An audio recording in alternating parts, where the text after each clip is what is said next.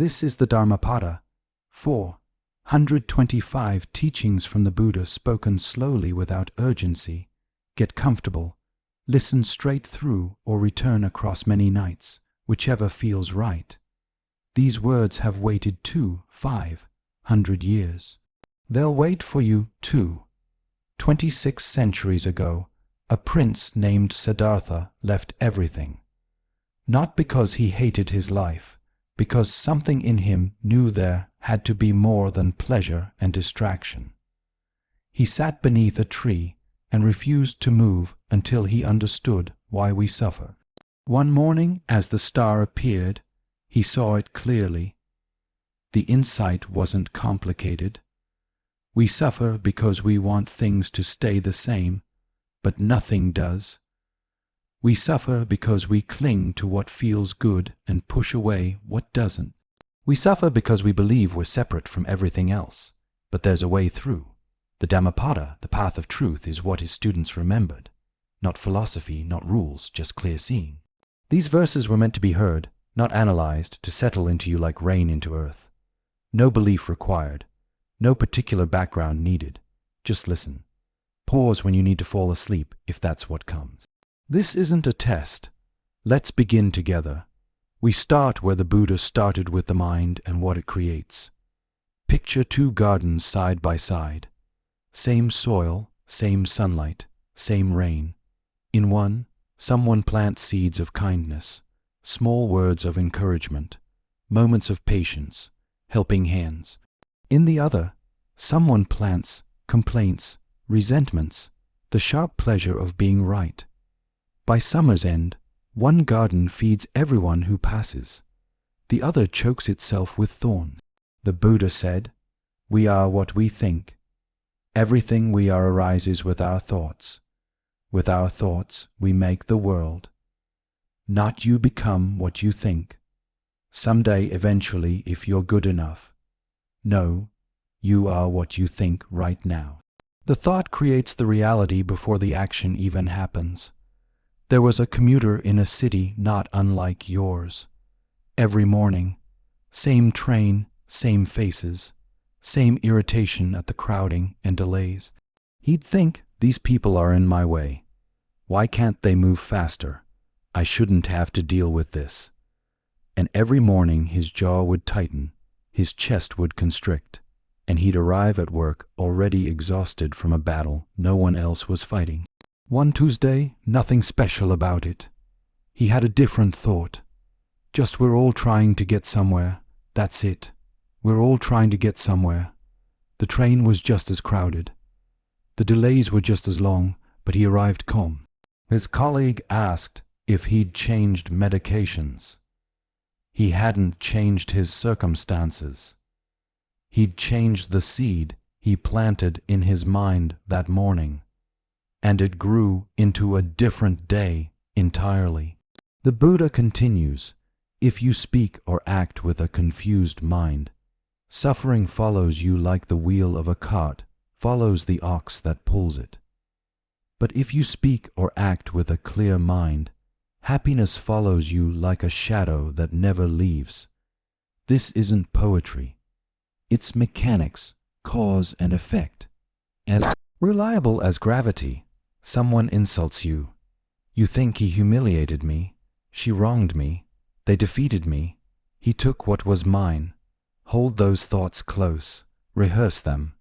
Let them become your identity, and you'll never be free of hatred. Never. The hatred becomes who you are. But if you don't hold those thoughts, if you let them pass like clouds across an open sky, hatred has nothing to feed on. It dies of starvation. Hatred never ends through hatred. Hatred ends through love. This is the ancient law, and it hasn't changed. Not because love is nicer or more spiritual. Because hatred perpetuates itself and love doesn't. You can see it in families, in nations, in the comment sections of the internet. Someone must stop returning blow for blow, or the violence never ends. Most people don't know this. They live in the world quarreling endlessly, thinking winning the argument matters. But those who know this truth don't quarrel not because they're weak, because they're awake. Every hour of every day, you face this fork in the path. Someone cuts you off in traffic. Which seed do you plant? Your child spills milk for the third time. Which seed? The news fills you with rage. Injustice. Which seed? You're not choosing once. You're choosing constantly. And what grows in your inner garden becomes the atmosphere you live in. The Buddha described two types of people with stark clarity. Those who live for pleasure, whose minds lack harmony, who ignore moderation in eating, who are lazy and lack energy. These are shaken by temptation like a weak tree is shaken by wind. But those who don't chase every pleasure, whose minds are in harmony, who practice moderation, who have faith and energy, these stand firm against temptation like a mountain stands firm against wind. Notice he didn't say never feel pleasure or suffer constantly to prove your worth. He said don't live for pleasure. Don't make it your compass, your God, your reason for being. There's a difference between enjoying your morning coffee and needing your morning coffee to feel human. Between appreciating comfort and demanding comfort at all times. Between pleasure as a guest in your life and pleasure as a tyrant. Some people wear robes that look holy but live with impure hearts without self-control or truth. They're not worthy of the robes, the Buddha said. But those who are free from impurity, grounded in virtue, who live with self-control and truth, they are worthy. It's not about the costume. It's about the seed you're actually planting when no one's watching. And once we see these two paths, one that leads to suffering, one that leads away from it, the question becomes, how do we stay awake enough to choose? The Buddha called it vigilance, but not the vigilance of a security guard scanning for threats. More like the vigilance of a mother listening for her child's breath in the dark. Attention without tension, presence without panic. Vigilance is the path to deathless. He said carelessness is the path to death. The vigilant never die. The careless are already dead. Strong words. What did he mean? Think of it this way. How much of your life have you been actually present for? Really here experiencing it? Or were you somewhere else replaying yesterday? Rehearsing tomorrow, numbing out with whatever was handy. The careless live their whole lives asleep. They move through decades on autopilot. And when death comes, they realize they were never really alive. The vigilant are alive now in this moment, which is the only moment that ever exists. Wise understand this, the Buddha taught. They rejoice in vigilance, delighting in the realm of the noble ones. They meditate with steady effort, persevering, and experience nirvana, the highest happiness, the supreme peace. It's 3:00 a.m. The baby is crying again.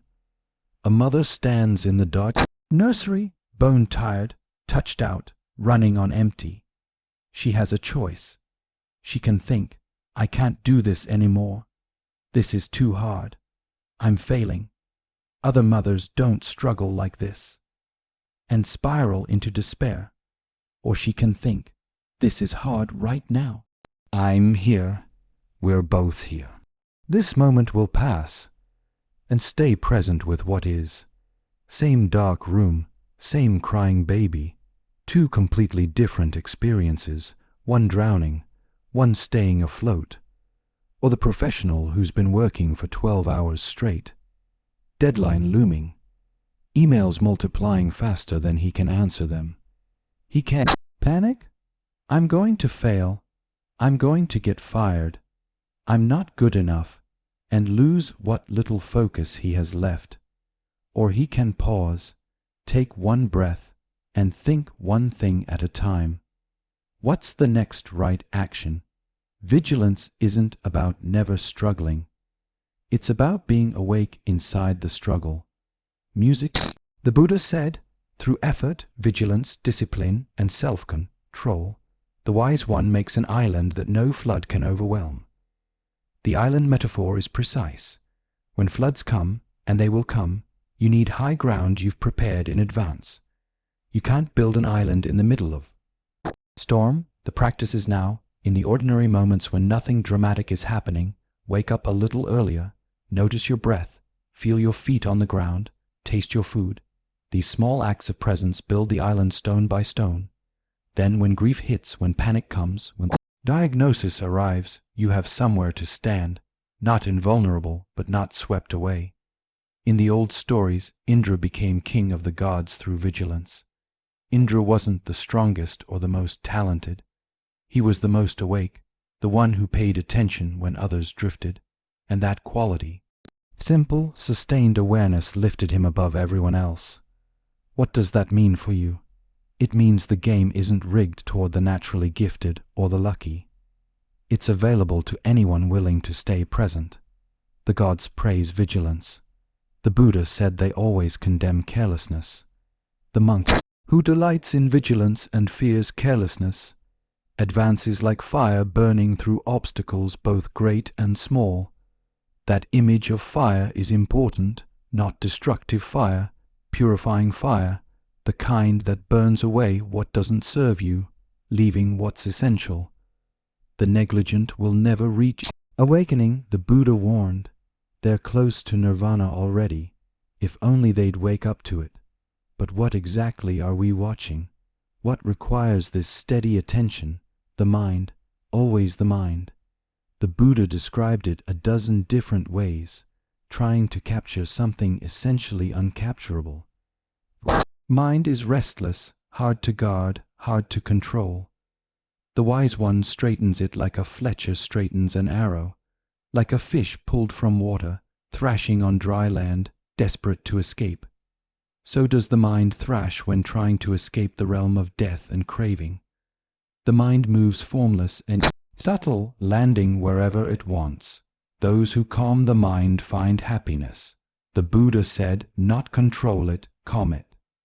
Like calming a frightened animal, you don't shout at it or wrestle it into submission. You speak softly, you wait, you offer it safety until it settles on its own. There was a meditation student, maybe you know her, maybe you've been her, who sat down to meditate with the best intentions. She'd read the books, set up the cushion, downloaded the app. She was ready.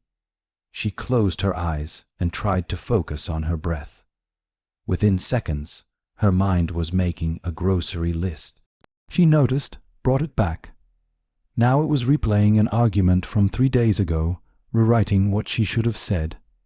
She noticed, brought it back. Now it was planning vacation, fantasizing about quitting her job, wondering if she'd left the stove on. After 10 minutes, she opened her eyes. Frustrated. My mind won't behave, she told her teacher. I can't make it stay still. The teacher smiled. You think the mind is supposed to obey you. That's like thinking the weather should obey you. The mind wanders. That's what minds do. Your job isn't to stop it from wandering. Your job is to notice when it wanders and gently bring it back. How many times, she asked. As many times as it wanders. He said 10, 0. 0 times if necessary. That's the practice the Buddha taught. The mind is invisible, moving alone, incorporeal, dwelling in the cave of the heart. Those who subdue it are freed from the bonds of death. The cave of the heart. What a beautiful image. Your thoughts live there in darkness, mostly unseen even by you. But they run your entire life. Someone whose mind is unsteady, who doesn't know the true teaching, whose confidence wavers, their wisdom never becomes complete, but one whose mind is not flooded by desire, not afflicted by hate, who has transcended both good and evil. For that one who is awake, there is no fear. Here's what the Buddha understood. There's a gap between thought and action, a space, however tiny, where choice lives. The thought arises, I want to yell at this person. In the gap, you can notice, oh, anger is here. You don't have to yell. The thought isn't the action. The thought arises, I need another drink, another cookie, another hour of scrolling. In the gap, you can notice, oh, craving is here. You don't have to obey it. Guarding the mind means becoming aware of that gap and learning to live in it. Not suppressing thoughts, seeing them clearly, and choosing how to respond. Knowing this body is fragile as a clay pot. The Buddha said, make your mind like a fortress. Fight craving with wisdom's weapon. Guard what you've won and never rest. This body won't last long. He continued, cast aside. It will lie on the ground like a useless log. Whatever harm an enemy can do to an enemy or a hater to another hater, far worse is the harm from a wrongly directed mind. But a well-directed mind does you more good than your mother, your father, or any other relative could ever do, because no one else can think for you. No one else can choose the seeds you plant. This work is yours alone. And this mind of ours creates everything, including the world we'll wake up to tomorrow. Think of actions as flowers. Some you gather to make beautiful garlands. Some you plant as seeds that will bloom later. Either way, you're always choosing which flowers to cultivate. The Buddha asked, who will conquer this world and the world of the gods and the world of death? Who will find the Dhammapada, the wealth, or path of truth like someone skilled in flowers finds the most beautiful bloom? His answer, the student will the disciple on the path, the one who practices, not the master who's already arrived, the one still learning, still trying, still showing up. That means you, if you choose it, right now exactly as you are. The student will conquer this world and the world of the gods and death. The student will find the wealth, Dhammapada, like one skilled in flowers finds the most beautiful one. Then the Buddha offered an image both beautiful and stark. Knowing this body is like foam, understanding its mirage. Like nature breaking off the flowery arrows of craving, one goes unseen by the king of death. Foam on water looks substantial, but touch it, and it dissolves. A mirage appears real from a distance, but walk toward it, and there's nothing there. That's this body, this life. Everything we think is solid and permanent. Death sweeps away the one who gathers only the flowers of sensual pleasure.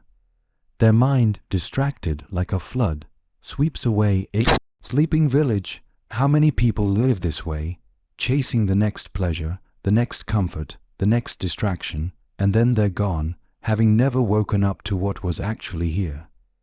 Death overcomes one still longing for more, their desires unsatisfied, gathering only pleasures. But there's another way. Watch how a bee takes nectar from a flower without harming the flower's beauty or fragrance. Just takes what it needs and moves on. This is how a sage moves through the world. You can enjoy things without clinging to them. You can participate in the world without being enslaved by it. The flower remains beautiful. You remain free. Don't spend time thinking about what others have done or failed to do. The Buddha said, think about what you yourself have done or failed to do. This cuts through so much suffering. The endless scorekeeping. Who's better? Who's worse? Who got away with what? None of it matters. Your life is your life. Your actions are your responsibility. That's the whole field of play. Like a beautiful flower with color, but no fragrance, are the fine words of one who doesn't act on them. But like a beautiful flower with both color and fragrance are the fine words of one who does act on them. It's not about talking beautifully about compassion while being cruel. Not about posting inspirational quotes while treating people terribly. The words and the actions must match, or the words are just noise. Just as someone can make many garlands from a heap of flowers, the Buddha said, so you can do much good in this life you've been given. One action at a time, one word, one thought, the garland grows. The fragrance of flowers doesn't travel against the wind. Not sandal, wood, not jasmine, not flower, but the fragrance of the good travels everywhere, even against the wind. Your reputation might not reach everywhere. Your name might be forgotten, but the actual effect of your kindness, the real impact of your presence spreads in ways you'll never see or measure. A small kindness to a stranger who then treats their family better, who then are gentler with their students, who then grow up to be different people. The ripples go on and on against every wind. Better than the scent of sandal, wood, or jasmine. Better than the scent of lotus. Better than all of these is the scent of virtue. Faint is the scent of sandalwood and jasmine, but the scent of the virtuous rises to the gods supreme among scents. Death cannot find the path of those rich in virtue who live in vigilance, freed by perfect knowledge. Some gather flowers wisely, making their lives beautiful and useful, planting seeds that will bloom long after they're gone. Others chase pleasures that wither in their hands, scattering petals that blow away before morning. Let's be honest, we've all been the fool, not sometimes, often, maybe even this morning. The Buddha wasn't pointing at other people when he talked about foolishness. He was describing a condition we all know intimately, the fog of not seeing clearly, of stumbling through life half asleep, convinced we understand when we don't. Long is the night for the sleepless, he said. Long is the road for the weary. Long is the cycle of birth and death for fools who don't know the true teaching. Think about a night you couldn't sleep. Maybe worry kept you up, or pain, or the neighbor's party. 3:00 a.m. feels like it will never end. 4 a.m. stretches into eternity. That's what the Buddha meant by a long night. Time becomes torture when you're trapped in it. The fool's whole life is like that. Everything takes longer, hurts more, leads nowhere. Not because the universe is punishing them, because they keep walking in circles, convinced each circle is progress. There was a man who spent his life accumulating better job, bigger house, nicer car, more impressive title. He had a detailed mental list of everything he owned and everything he was owed. One day, sitting in his expensive office, he had a thought that stopped him cold. I don't own any of this, it owns me, the house he was so proud of. He worked 60-hour weeks to pay for it, and barely spent time there. The title on his business card, it consumed his health and his relationships. His children, he thought of them as his, but they were growing up with or without his attention. And then the deeper realization, he didn't even own himself. His thoughts ran him. His habit controlled him. His fears decided everything. He was a passenger in his own life, convinced he was driving. The Buddha said, "These are my sons. This is my wealth." Thus the fool worries, but he doesn't even own himself. How can he own sons or wealth? The sting of that teaching isn't cruelty, it's precision.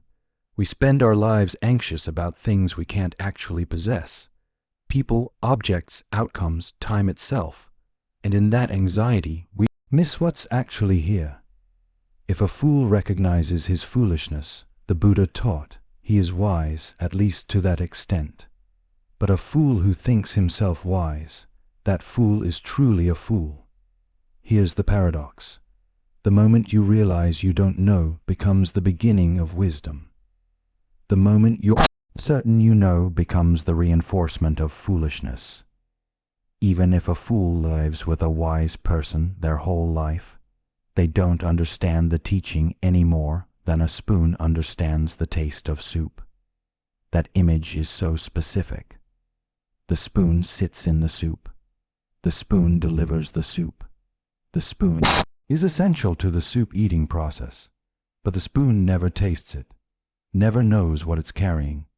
You can be surrounded by wisdom, books, teachers, opportunities, and still understand nothing if you're not actually paying attention. If you're just going through the motions, If you think you already know, the fool who imagines he is wise lives with himself as his own enemy. The Buddha said, always doing harmful things that eventually bear bitter fruit. Watch how that works. Someone lies because it's easier than telling the truth. The lie works, so they lie again. Small lies become bigger lies. Eventually, the whole structure of their life rests on fabrication, and they can't remember what's real anymore. Or someone uses anger as a weapon because it gets results. People back down when you rage. It feels like power until everyone who loves you learns to stay away, and you're powerful and alone.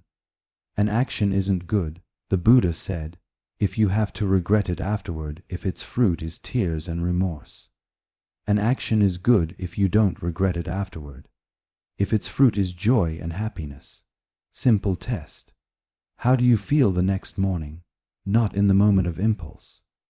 Next day, the next week, when the consequences arrive, evil seems sweet to the fool until it ripens. The Buddha warned, when it ripens, the fool suffers. Think of someone eating an entire cake, delicious, for a while. Then the stomach ache comes. Then the shame.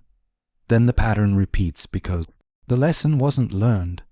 Month after month, a fool might eat only a blade of grass. Their merit wouldn't equal 1/16 of one who understands the truth. The Buddha said harsh, but he's making a point about effectiveness, not value. You can suffer elaborately, perform extreme austerities, make dramatic gestures, and still be walking in circles if you don't actually understand what you're doing or why. A harmful action doesn't immediately bear fruit, the Buddha taught. Like milk doesn't curdle instantly. It follows the fool burning like a fire covered with ashes. That's the dangerous part. The delay between action and consequence. Do something harmful and nothing bad happens right away. So you think you got away with it. You do it again. Still nothing. The fire is burning underneath the whole time. Invisible until suddenly everything's ablaze. And you can't remember how it started. The Buddha described the fool's relationship with knowledge almost tenderly.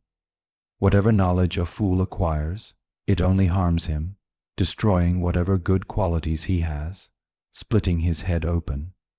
Meaning a fool uses knowledge as a weapon against himself, gets just enough information to be dangerous, just enough skill to create bigger problems, just enough confidence to make catastrophic decisions. The fool suffers not knowing, suffers in the wanting, the grasping, the endless search for something to fill, the emptiness that can't be filled from outside. The wise see differently. Wisdom isn't complicated. It's seeing what's actually there instead of what you wish was there or fear, might be there or remember being there once. Just what is even if a perceptive person lives with a wise one for only a moment. The Buddha said they quickly understand the teaching like the tongue knows the taste of soup. The tongue doesn't need convincing. It doesn't need to study the soup's recipe or history. It just tastes direct experience, immediate knowing. That's wisdom, not accumulated information, but clear perception. There was a young woman struggling with a decision about whether to leave a relationship. She'd been agonizing for months, making lists, asking friends, reading articles, going in circles. Every conversation ended the same way. I just don't know what to do. She met someone older, someone who'd lived through some things, described the whole situation. The good parts, the painful parts, the confusion, waited for advice.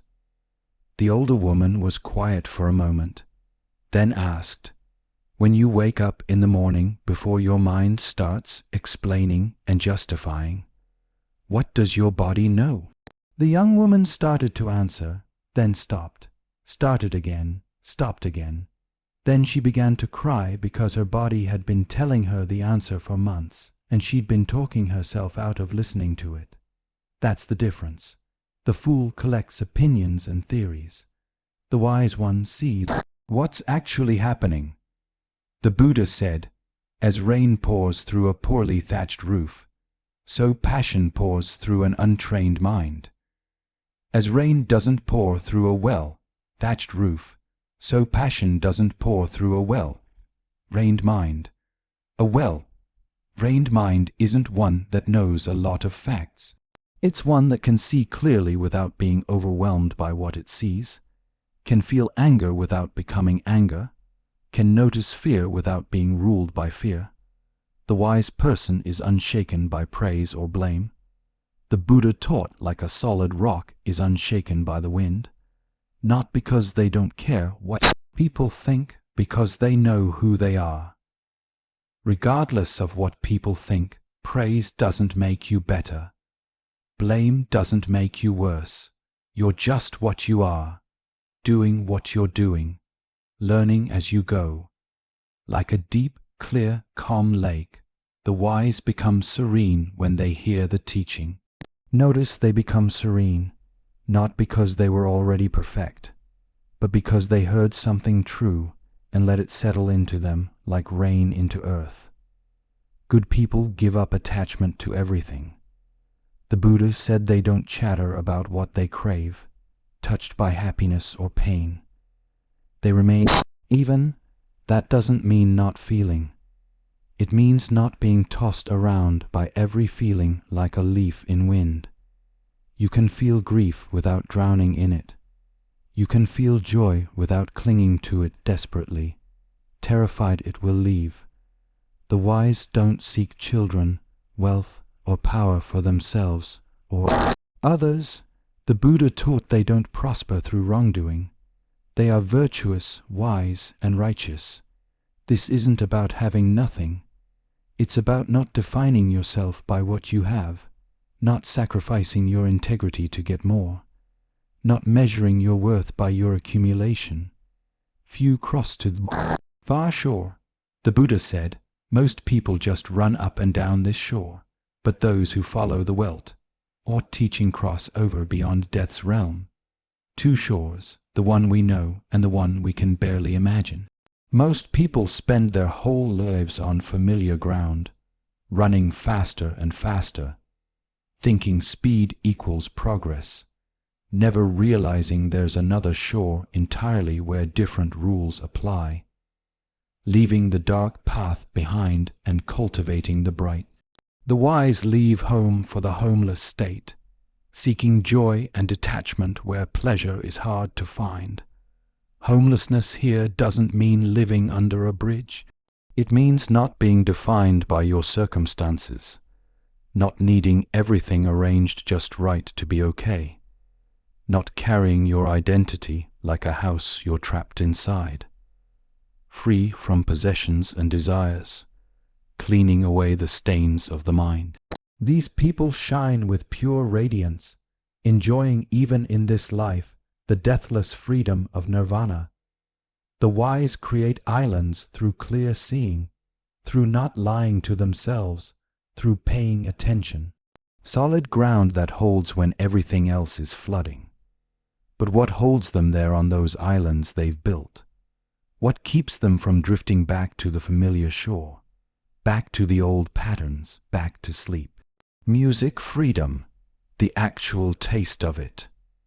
The Buddha describes someone who has completed the journey, who has no more sorrow, who is completely free, who has broken all bonds. For such a one, there is no more burning. No more burning. What an image. Think of how much of ordinary life is a kind of fever. The fever of wanting, of comparing, of never having enough, of always being slightly dissatisfied, of needing things to be different than they are. That fever just stops, not because you've achieved everything you wanted, because you've stopped needing achievement to feel okay. You've arrived home, and home was here all along. The mindful are always striving. The Buddha said they don't delight in settling down. Like swans leaving a lake, they abandon home after home. There was a swan that lived on a small pond for years. Good pond, plenty of food, safe from predators. One morning in autumn, something shifted, the air changed. Something in the swan's body knew time to go. It didn't hate the pond, wasn't running from danger. Just the season had changed and staying would mean dying. So it flew. That's the freedom the Buddha described. Not escaping from something, but moving toward what's actually happening, what's actually needed, what's actually true. Not weighed down by the past or anxious about the future, just responding clearly to what is. Those who have no accumulation, who eat with full understanding, whose range is the freedom of emptiness without signs. Their path is as hard to trace as that of birds through the sky. Birds don't leave footprints in air. You can't track where they've been. That's what happens when you stop clinging. You move through life without creating the heavy tracks of "I did this. I deserve that. Remember when I what about me?" Someone whose passions are stilled, who is free from clinging to food, whose range is emptiness and freedom. Their path is hard to trace like birds in the sky. Even the gods envy the one whose senses are controlled like horses well tamed by the charioteer, who is free from pride and free from corruption. Free from corruption doesn't mean never making mistakes. It means not being rotted from the inside by resentment, greed, self-deception. All the ways we slowly poison ourselves. Steady as the earth, reliable as a pillar, clear as a lake without mud. For such a one, there is no more wandering in the cycle of suffering. Their mind is at peace. Their speech is at peace. Their actions are at peace, freed by right knowledge, completely calm, free from blind faith because they've seen the uncreated. Cut the bonds, finished with both merit and demerit. Thrown away all desire. That person is greatest among people. This freedom seems far away. When you're in the thick of struggle, when your mind is racing and your heart is tight and everything feels like too much, it seems like something only saints achieve, only after decades of practice, only if you're special somehow. But even one moment of actually being present, not thinking about being present, but actually here shows you what's possible. One moment of not needing anything to be different, one moment of enough. That moment is the door. You can walk through it anytime you remember it's there. Better than 1,000 useless words is one word that brings peace. Better than 1,000 useless verses is one verse that brings peace. Better than 100 useless poems is one line of poetry that brings peace. The Buddha kept hammering this point, repeating it with slight variations, making sure it landed. More isn't better. Better is better. We live in a world that counts everything. Steps, calories, followers, hours worked, books read, goals achieved. More, faster, bigger, longer. The entire culture runs on accumulation. But the Buddha said, stop counting. Start paying attention. If someone conquered 1,000 men in battle 1,000 times and another person conquered only himself, that second victory would be the greater. Think about what conquering 1,000 men meant. In the Buddha's time, you'd be famous. Legendary. Songs would be written about you. Your name would echo through generations. And the Buddha said, that's nothing compared to someone who wins the battle against their own worst impulses. Nobody sees that victory. There's no trophy, no applause, no recognition. It happens in the dark at 3:00 a.m. when you choose not to send the angry email, when you decide not to have the drink, when you stop the spiral of self-hatred before it takes you under. That's the real war, and it's fought in moments so small they seem insignificant. It's Tuesday afternoon. You're tired. Someone says something dismissive in a meeting, and you feel the heat rise in your chest. Your mind instantly scripts the cutting response, the perfect comeback that will put them in their place. Old, you would have said it would have enjoyed the flash of power, the momentary satisfaction of winning, then spent the rest of the day feeling slightly sick, replaying it, justifying it, wondering if you went too far. New you, the one who's learning to conquer yourself, takes a breath, feels the urge, doesn't act on it, says something neutral, or says nothing at all. Nobody notices, nobody congratulates you, but you just won a battle that matters more than any external victory. Greater than defeating yourself in battle, the Buddha said, is defeating yourself. Neither gods nor demigods, neither death nor the forces of corruption can turn that victory into defeat. Because once you've tasted the freedom of not being controlled by every impulse, every fear, every craving, no one can take that from you. External circumstances can change. You can lose money, status, relationships, but the capacity to choose your response, that's yours. Month after month, someone might make offerings for 100 years, the Buddha taught. But if they honored a self-conquered person for even a moment, that brief honor would be worth more than 100 years of offerings or 100 red years of tending the sacred fire in the forest, less valuable than a moment of reverence for someone who's won the inner battle. Why? Because the self-conquered person shows you what's actually possible. They're proof that you don't have to be swept along by every thought and feeling, that there's another way to be human. When you meet someone like that, truly meet them, not just see them from a distance, something shifts. You realize the prison you've been living in wasn't locked from the outside. And whoever honors the worthy ones gains 4 blessings. The Buddha said, long life, beauty, happiness, and strength, not magic, natural consequence. When you orient yourself toward wisdom instead of chaos, life reorganizes itself around that orientation. Better than 100 years lived in vice without meditation is one day lived virtuously in deep contemplation. Better than 100 red years lived in ignorance without meditation is one day lived wisely in deep contemplation. Better than 100 years without seeing life's rise and fall is one day seeing things as they actually are. Better than 100 red years without seeing the deathless is one day seeing what doesn't die. Better than 100 years without seeing the supreme truth is one day seeing the highest teaching. He's not exaggerating for effect. He means it literally. One day actually awake is worth more than a century sleepwalking. Because in that one day of clear seeing, you understand something that changes everything that comes after. You can't unsee it.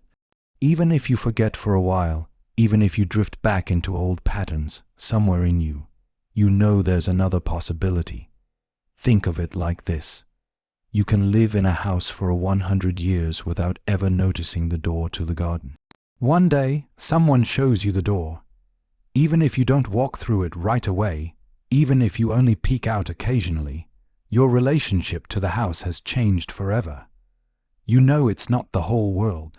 Better one day awake, seeing what's actually here, feeling what you're actually feeling, choosing what you're actually choosing, instead of a lifetime of going through the motions, playing the role, following the script someone else wrote.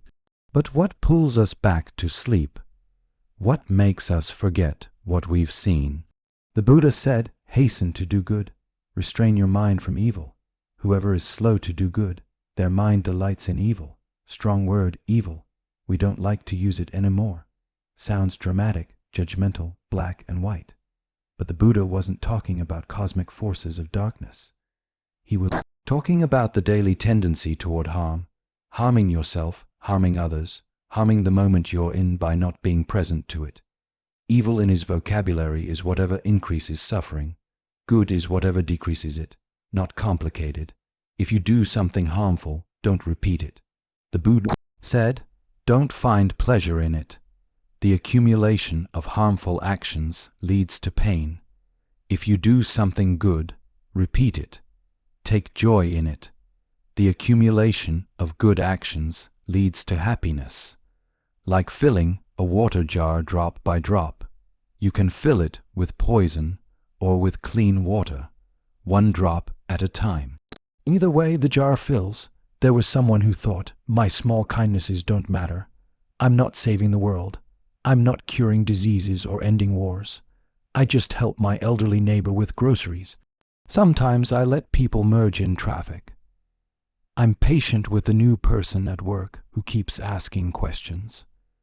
What difference does any of that make in the grand scheme of things? Here's what they didn't see.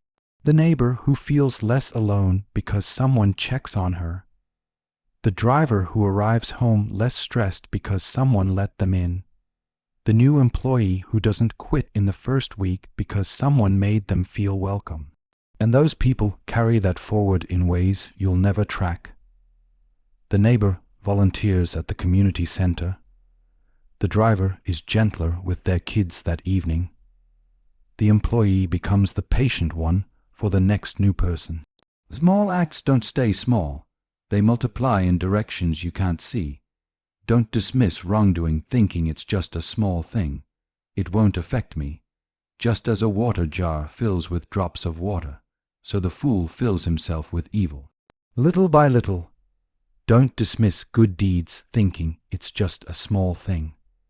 It won't affect me.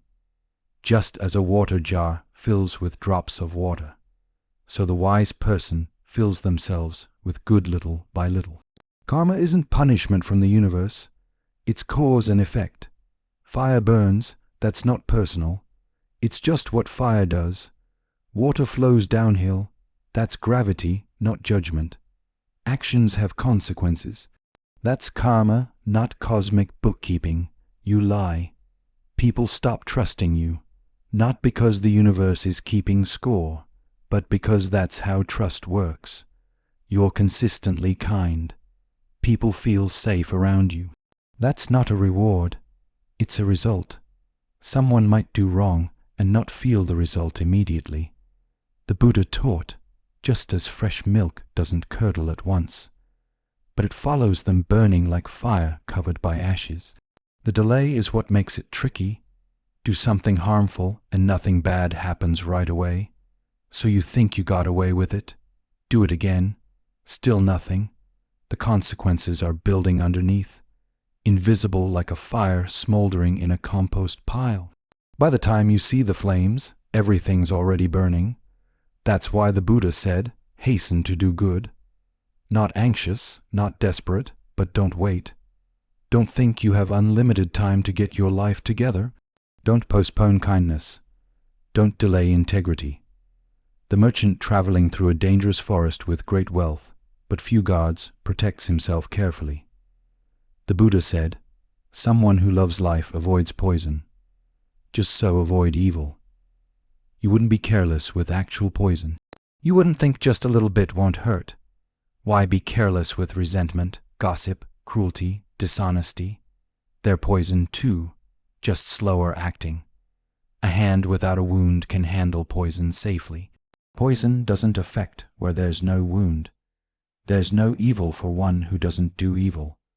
But whoever wrongs an innocent person, someone pure and blameless, the evil returns to that fool like dust thrown against the wind. You can't harm someone and have it not affect you. Even if they never find out, even if they never retaliate, even if no one ever knows, you know. You carry it, it changes you. Some are reborn in the womb. The Buddha taught, evildoers go to hell, the righteous go to heaven, but those without defilements reach nana, not locations, states of being. Hell is the state of being consumed by hatred, greed, delusion. You can experience it right here, right now. Heaven is the state of peace, clarity, love also available now. Nirvana is beyond both complete freedom from the whole system of craving and aversion. You don't wait until death to find out where you're going. You're creating it moment by moment, choice by choice, drop by drop. There's no hiding from your own actions, the Buddha said. Not in the sky, not in the ocean's depths, not in a mountain cave. Nowhere in the world can you escape the results of your deeds. And nowhere in the world can you hide from death either. Not in the sky, not in the ocean's depths, not in a mountain cave. Death finds everyone. So the question isn't whether you'll face consequences or whether you'll die. Both are certain. The question is, what are you doing with the time you have? What are you filling the jar with? What traces are you leaving? Good and evil leave traces in your mind, in your body, in the way you move through the world. They shape you from the inside out, making you into someone who either adds to the suffering or helps relieve it. But both the person who does good and the person who does harm must eventually face the same fundamental fact of existence. All beings tremble before danger, all fear death. When you see yourself in others, you neither kill nor cause killing. The Buddha starts with the most basic fact. Everyone wants to live, not just you. Everyone, the spider you're about to crush, the mosquito buzzing near your ear, the person who just cut you off in traffic. Every living thing is clinging to existence with everything it has. All beings fear danger. Life is dear to all. Seeing yourself in others, you neither kill nor cause killing. This isn't about becoming perfect or achieving some impossible standard of purity. It's about recognition. That desperate desire to keep living that you feel. Everything else feels it too. There's a moment that changes some people. Maybe you've had it. You're about to kill something, a bug maybe, or you're holding a weapon, or you're about to say words that will destroy someone. And you pause just for a second, and in that pause you see it clearly. This thing wants to live as much as I do. A man was in his garage about to spray pesticide on a wasp nest. He'd been stung before, hated wasps, had every justification. The spray was in his hand, the nest was right there. He watched one wasp for a moment, just watched it. Saw how carefully it was building, how focused it was, how it was just trying to create a home and keep its young safe. Same thing he was doing, different scale. He put the spray down not because he suddenly loved wasps or thought they were harmless because he couldn't unsee the similarity. Both of them just trying to survive, just trying to protect what mattered. He ended up relocating the nest instead of destroying it. More work, more risk, less convenient. But something in him wouldn't let him kill it after he'd actually seen it. Whoever seeks their own happiness by hurting others who also want happiness will not find happiness after death. Whoever seeks their own happiness without hurting others who also want happiness will find happiness after death. Not mystical, mechanical. You can't build your peace on someone else's suffering. It doesn't work. Even if it looks like it's working temporarily, the foundation is wrong, and eventually everything built on it collapses. Never speak harsh words. The Buddha said, "Those you abuse will abuse you back. Angry words hurt, and anger will return to you. If you can make yourself still like a broken gong that no longer rings, you've found peace. You've reached jnana, where there is no more quarreling." The broken gong. Such a precise image, not suppressing sound, just no longer vibrating with every strike. Someone says something cruel, and instead of ringing with anger, instead of retaliating, you're quiet, not dead, not passive, just not adding to the noise. That's what transformed anger looks like, not pretending you're not hurt, not swallowing it and letting it poison you, just not passing it on, not keeping the cycle going. The gong can still be struck. People will still try to provoke you, hurt you, get a reaction from you. But when you've genuinely released the need to retaliate, to defend, to prove yourself right, the sound just doesn't happen anymore. It's freedom, not suppression. Suppression is holding the gong still while it desperately wants to ring. Freedom is the gong no longer needing to ring at all. As a cow herd drives cattle to pasture, the Buddha said, so old age and death drive living beings onward. Bleak image, but true. You're being driven toward death every day like cattle being herded. The question is, are you awake for the journey, or are you just stumbling along, head down, not noticing where you're going? When a fool does evil deeds, they don't realize they're lighting a fire in which they themselves will burn. The person who harms the harmless and pure with weapons will quickly encounter one of 10 things: harsh pain, disaster, bodily injury, serious illness, mental derangement, trouble from the government, terrible accusation, loss of relatives, destruction of wealth, or fire burning their house. After death, they're reborn in hell. Heavy consequences, and the Buddha didn't soften them because he'd seen it happen over and over. Harm creates more harm. Violence creates more violence until the person who started it is drowning in the results of their own actions. We share this fear of death, all of us, everything alive. That shared vulnerability should make us gentler with each other, more careful with the power we have to harm. What lies beyond? Look at this body, the Buddha said. A painted puppet with joints and hinges plastered together, subject to disease, full of thoughts that never last. This body wastes us away, a nest of disease, fragile, disintegrating. Life ends in death always. Not cheerful words, but not meant to depress you, meant to wake you up. Look at these gray bones scattered about like gourds thrown away in autumn. What pleasure is there in seeing them? A house of bones is this body plastered with flesh and blood. In it dwell pride and hypocrisy, old age and death. Even the decorated chariots of kings wear out. The Buddha said this body too wears out. But the truth of the good never ages. The wise declare this to each other. Everything physical deteriorates. The most beautiful face ages. The strongest body weakens. The sharpest mind dulls. But understanding, real seeing doesn't fade with the body. It's the only thing worth gathering because it's the only thing you can actually keep. There was someone sitting by a hospital bed watching their father die slowly over days. The body that had seemed so solid, so permanent, was just leaving. Hour by hour, less of him was there. The sharp mind that had intimidated everyone gone. The strong hands that had built things. Still, the personality that had filled every room fading like a radio signal, getting weaker.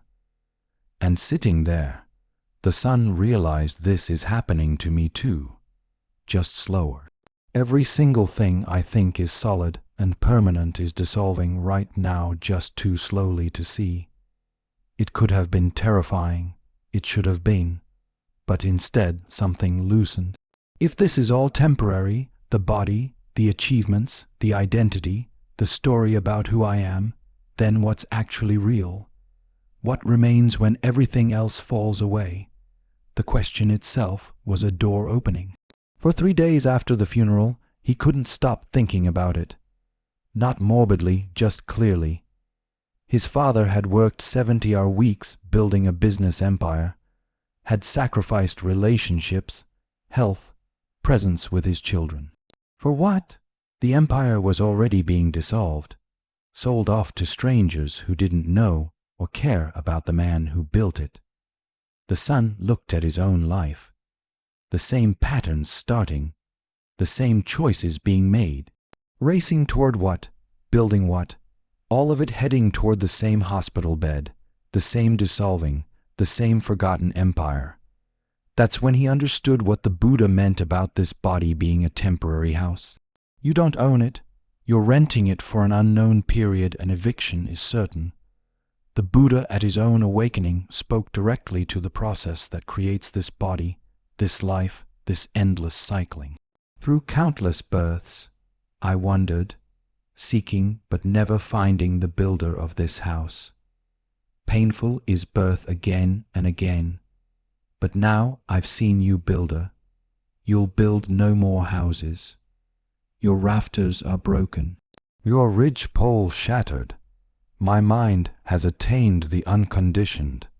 Achieved is the end of craving.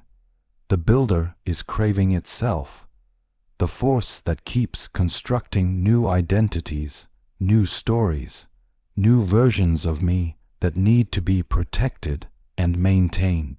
When you see it clearly, really see how it operates, it loses its power. The house isn't your body. It's the whole structure of self. You keep building and rebuilding, trying to make it permanent when it's designed to fall apart. Watch how you do it.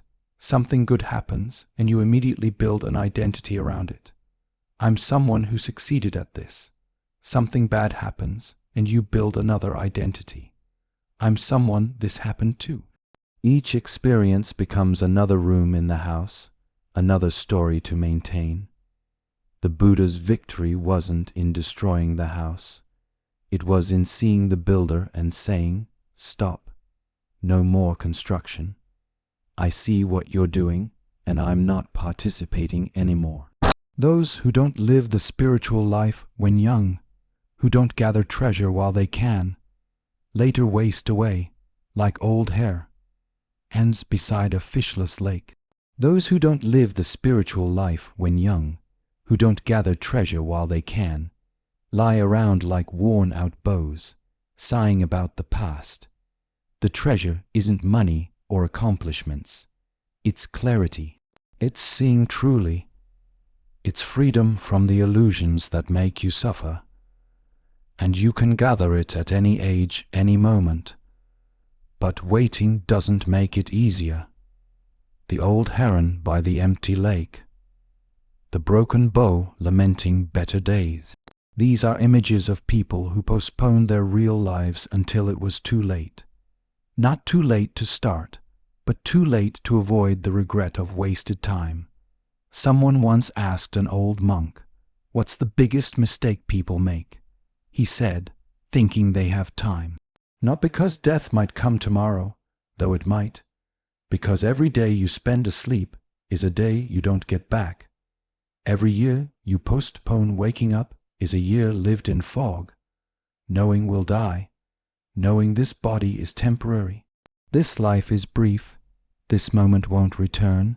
How then should we live? If you hold yourself dear, the Buddha said, guard yourself well.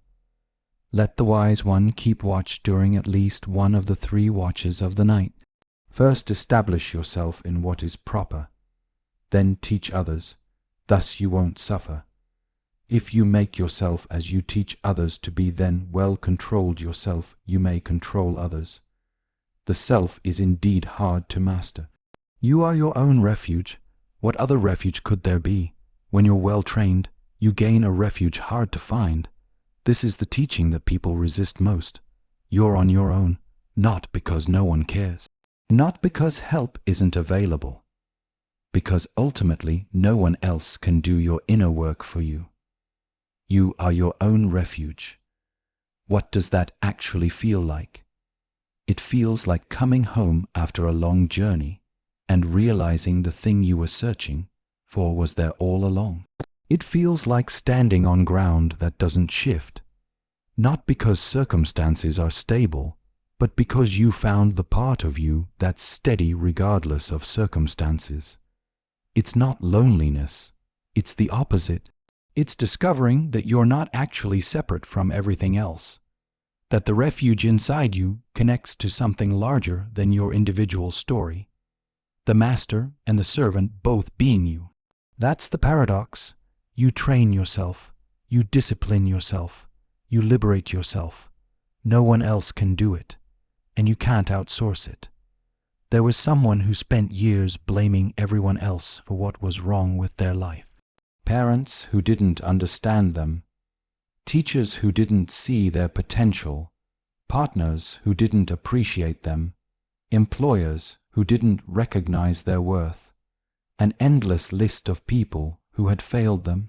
One day, after another relationship ended the same way all the others had, they had a thought, what if it's me? Not I'm terrible or I'm worthless. Just what if the common factor in all these situations is me? And what if I have some power to change that terrifying thought, also liberating?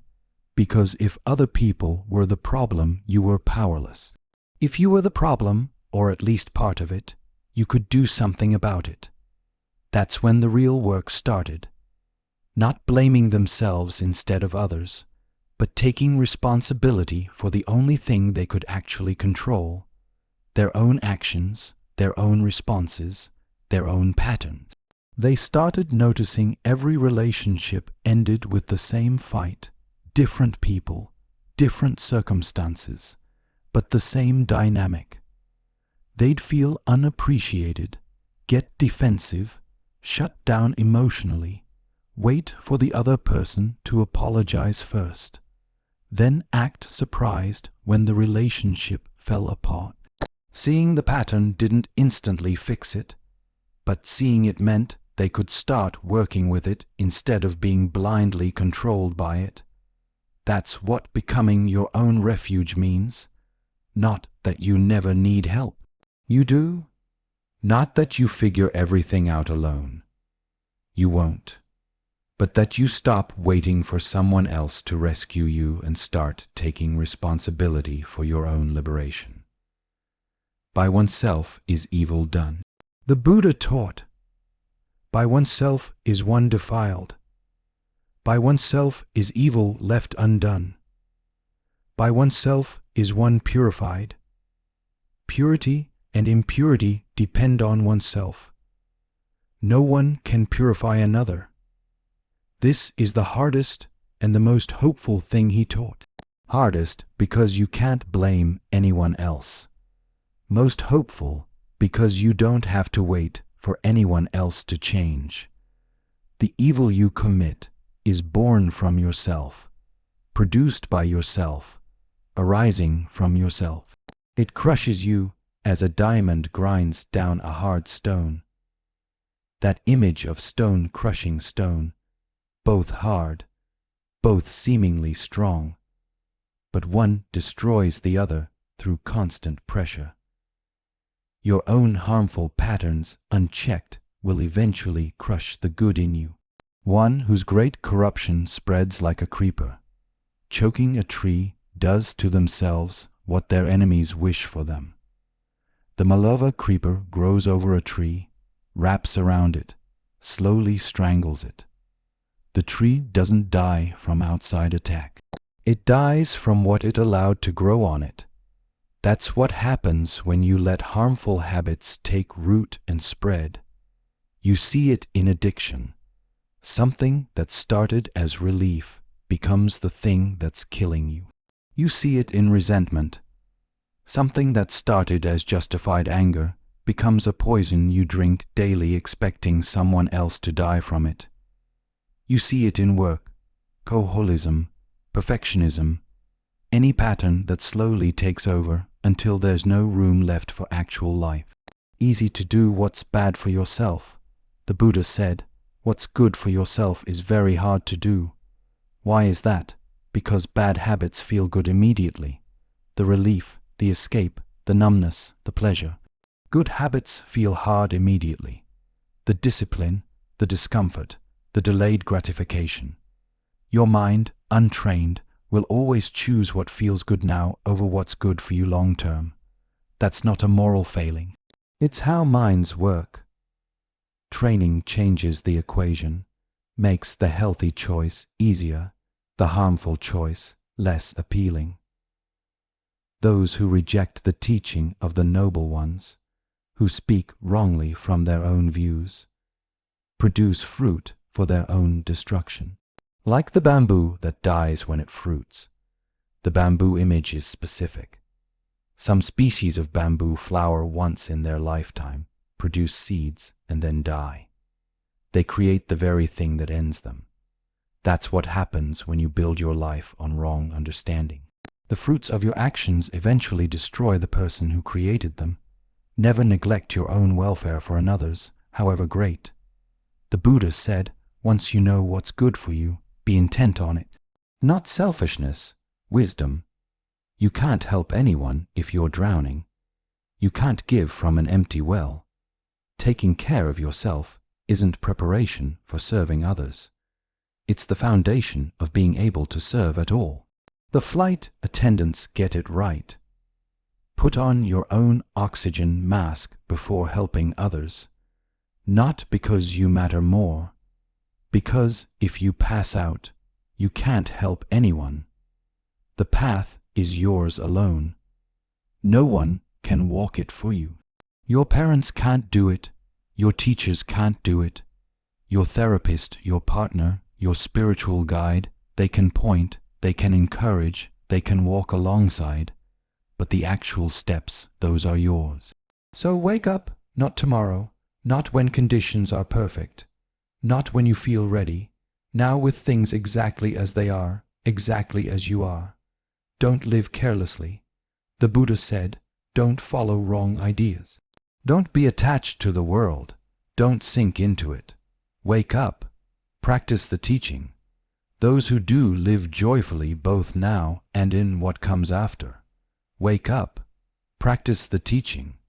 Don't practice wrongly. Those who practice the teaching live joyfully both now and in what comes after. The urgency in these words isn't meant to create panic. It's meant to cut through the fog of postponement, the comfortable numbness, the endless loop of I'll start tomorrow. Look at the world as a bubble. The Buddha said, look at it as a mirage. Those who see the world this way aren't seen by the king of death. A bubble, beautiful, iridescent, fascinating. Touch it and it's gone. A mirage looks like water from a distance, but walk toward it and there's nothing there. That's everything we think is solid. Money, status, relationships, the story we tell about who we are. Not saying these things don't exist or don't matter. Saying they're not what we think they are. They're temporary, conditional, constantly changing. Building your entire life on them is like building a house on a bubble. Come and look at this world. The Buddha said, it's like a decorated royal carriage. Fools are impressed by it, but the wise see through the show. The painted carriage, gilded, ornate, designed to impress. Everyone stops to stare at it. But it's still just wood and paint, still heading toward the same destination as every other vehicle, still subject to wear and breakdown. There was someone who spent 40 years preparing to live, not living, preparing.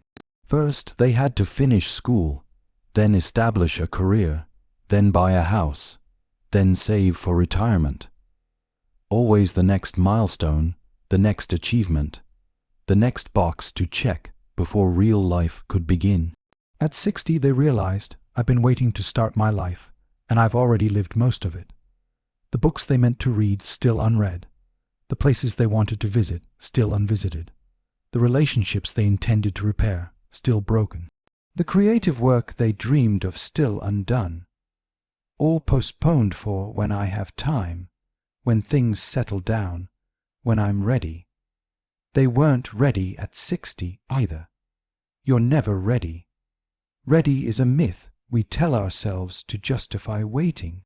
So they started not perfectly, not with ideal circumstances, not with unlimited time and energy.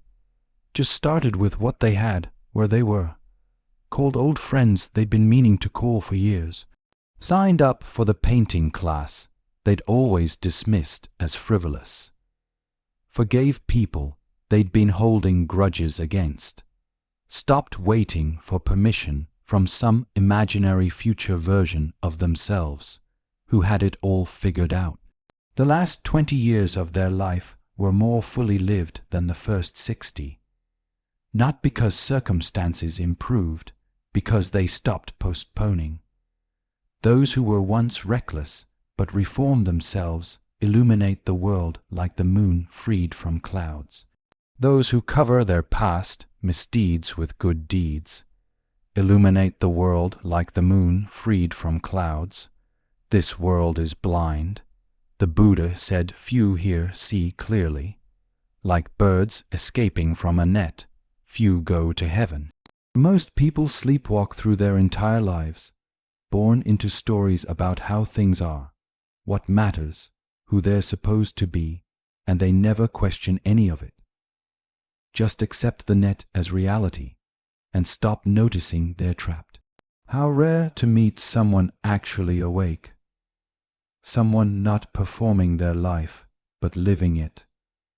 Someone who's questioned everything and arrived at their own understanding instead of just repeating what they were taught. Some awaken, they become something else entirely. By what path could you lead astray one who is awake? The Buddha asked, whose victory cannot be turned into defeat, whom no one in the world can conquer. By what path could you lead astray one who is awake, who has no craving or entanglement to ensnare them? You can't tempt someone who's genuinely awake, not because they're superhuman or perfect, because they've seen through the game. The carrots you dangle don't interest them anymore.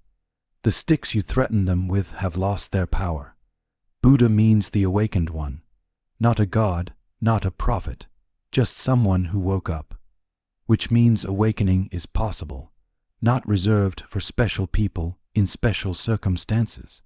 Even the gods honor the awakened ones. The Buddha said, those who delight in meditation, who are calm, who find peace in renunciation, who are mindful and fully awake. What does awakened actually feel like? Not in the dramatic moment of enlightenment under the bodhic tree. In an ordinary Tuesday afternoon, it feels like being completely present for whatever's happening without needing it to be different. Your coffee tastes like coffee, not like a distraction from discomfort. Rain is just rain, not an inconvenience ruining your plans. Difficult feelings arise and pass without consuming you. It feels like the difference between watching a movie and being in the movie. You're still experiencing everything: joy, sorrow, pleasure, pain. But you're not lost in it, not defined by it. There's space around the experience. Someone described it this way. Before awakening, I was always somewhere else, planning the future, replaying the past, imagining different scenarios. After awakening, I'm just here, not all the time. I still drift, still get caught up, but I notice faster, return sooner, and the returns get easier. Hard to be born as a human being, the Buddha taught. Hard to live a mortal life. Hard to hear the true teaching. Hard to witness the arising of awakened ones. You've already won several lotteries just to be here. Born human instead of any other form of life, living in a time when these teachings exist, having access to hear them, the odds of all that aligning are astronomical. Don't waste it scrolling, numbing, sleepwalking. Not to do any evil, the Buddha said, to cultivate good, to purify one's mind. This is the teaching of all Buddhas. 3 lines that contain everything. Stop harming, start helping, clean your mind. Simple to understand, lifetime to practice. Patience is the supreme austerity. The Buddha taught, Nana is supreme. Say those who are awake. No true monk injures others. No ascetic oppresses others. Patience as supreme sacrifice, not fasting, not self-flagellation, not dramatic renunciation, just the daily practice of not reacting, not striking back, not adding fuel to every fire. It's harder than any physical austerity. Easier to go without food for days than to be patient with someone who's testing every boundary. Easier to sleep on the ground than to stay calm when everything in you wants to explode. Not to insult, not to injure, to practice restraint according to the rules, to be moderate in eating, to dwell in solitude, to devote oneself to meditation. This is the teaching of all awakened ones. Rain of gold coins wouldn't satisfy our sensual desires. The Buddha said, little pleasure and much pain, that's what they bring. Knowing this, the wise one finds no delight even in heavenly pleasures. The disciple of the fully awakened Buddha delights in the ending of craving. Even gods envy those who are awake, not because they're better, because they're free. Free from the cycle of always wanting more, always fearing loss, always defending the ego against imagined threats. The awakened ones teach this, and the teaching brings something most people have forgotten is possible. Let us live happily without hate among those who hate among hateful people. Let us dwell without hate. Let us live happily in good health among those who are sick among sick people.